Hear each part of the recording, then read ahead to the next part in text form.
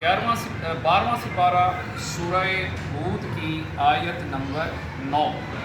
اللہ رب العزت کا فرمان عالی شان ہے، وَلَئِنْ أَذَقْنَا الْإِنسَانَ مِنَّا رَحْمَةً،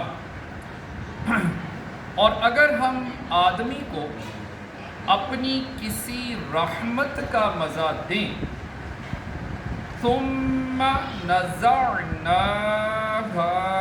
منه، پھر اسے اس سے چھین لیں، انہ لیئوس کفور، ضرور وہ بڑا نا امید نا شکرہ ہے۔ ایک قول یہ ہے کہ اس آیت میں الانسان سے مراد مطلق انسان ہے۔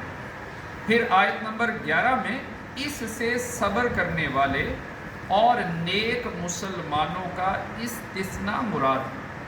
اس سے ثابت ہوتا ہے کہ آیت میں مذکور الانسان میں مومن اور کافر دونوں داخل ہیں۔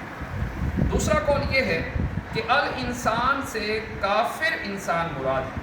اس آیت کا خلاصہ یہ ہے کہ اگر ہم انسان کو اپنی کسی رحمت کا مزہ چکھائیں اور صحت، امن، وسعت رزق اور دولت عطا کریں، پھر یہ سب اس سے چھین لیں اور اسے مصائب میں مبتلا کر دیں، تو بے شک وہ دوبارہ اس نعمت کے پانے سے مایوس ہو جاتا ہے اور اللہ تعالیٰ کے فضل سے اپنی امید ختم کر لیتا ہے اور صبر و رضا پر ثابت قدم نہیں رہتا اور گزشتہ نعمت کی ناشکری کرتا ہے۔